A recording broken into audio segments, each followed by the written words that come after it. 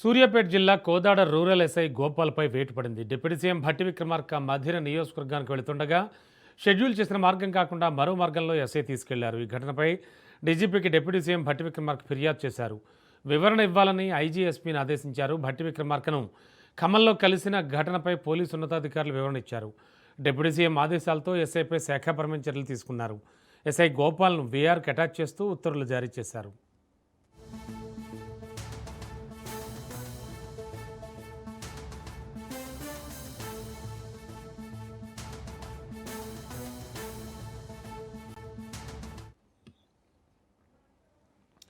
బ్రేకింగ్లో చూస్తున్నాం. సూర్యాపేట జిల్లా Kodad rural SI గోపాల్పై వేటు పడింది.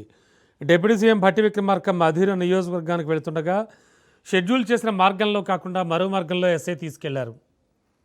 ఈ ఘటనపై డీజీపీకి డిప్యూటీ సీఎం ఫిర్యాదు చేశారు. వివరణ ఇవ్వాలని ఐజీఎస్పీని ఆదేశించారు. భట్టి విక్రమార్కను ఖమ్మంలో కలిసిన ఘటనపై పోలీసు ఉన్నతాధికారులు వివరణ ఇచ్చారు. డిప్యూటీ సీఎం ఆదేశాలతో ఎస్ఐపై శాఖాపరమైన చర్యలు తీసుకున్నారు.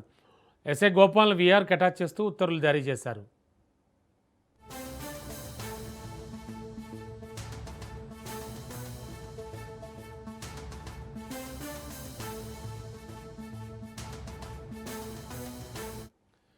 ఇదే అంశానికి సంబంధించి లేటెస్ట్ ఇన్ఫో అందించడానికి మా కరెస్పాండెంట్ చంద్రశేఖర్ సిద్ధంగా ఉన్నారు.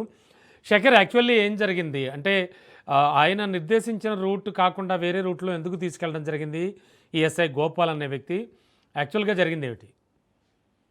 అవునా, మన కోదాడ రూరల్ ఎస్ఐ గోపాల్ పై అయితే అధికారులు చర్యలు తీసుకున్నారు. ముఖ్యంగా తనను విఆర్ కి అటాచ్ చేస్తూ ఉత్తర్వులు జారీ చేశారు. ముఖ్యంగా దీనంతటికి కారణం డిప్యూటీ సీఎం భట్టి విక్రమార్క మధిరి నియోజకవర్గానికి వెళ్తుండగా ముందుగానే అధికారులు చేసిన షెడ్యూల్ ప్రకారం కాకుండా తాను వేరే మార్గం గుండా తీసుకువెళ్ళటమే ఈ యొక్క డిప్యూటీ సీఎం భట్టి విక్రమార్కకు కోపానికి గురైన పరిస్థితి అయితే నెలకొంది.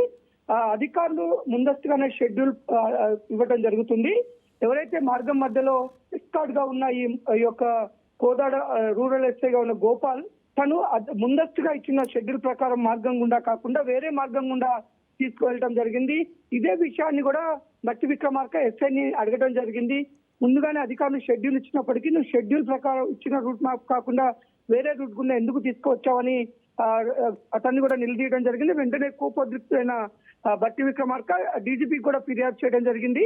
అంతేకాదు ఈ యొక్క ఘటన పైన వివరణ ఇవ్వాలని జోనల్ 2 ఐజీకి అలాగే సూర్యాపేట ఎస్పీని కూడా ఆదేశించాడు ఉప ముఖ్యమంత్రి భట్టి విక్రమార్క.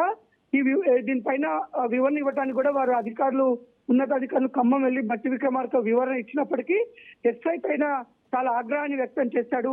ఆ ఎస్ఐ పైన ఒక ఉప ముఖ్యమంత్రి పర్యటనకు సంబంధించి కట్టుదిట్టమైన ఏర్పాట్లు చేయాల్సి ముందస్తుగానే షెడ్యూల్ ఇస్తారు. దాని ప్రాంతంలో తీసుకువెళ్లాల్సి ఉంటుంది.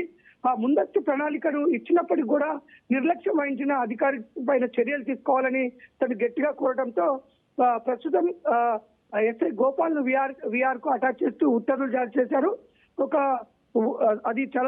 ఒక ఉప ముఖ్యమంత్రి మంత్రుల పర్యటన విషయంలో ముందస్తుగానే అధికారులకు రూట్ మ్యాప్ వస్తుంది. మంత్రులు కానీ ముఖ్యమంత్రులు ఉప ముఖ్యమంత్రులు ఏ రూట్ మ్యాప్ గుండా వెళ్ళాలి, ఎక్కడెక్కడ వారు ఎవరితో మాట్లాడేది ఉంటాయో అన్ని రూట్ మ్యాప్ ఉంటుంది.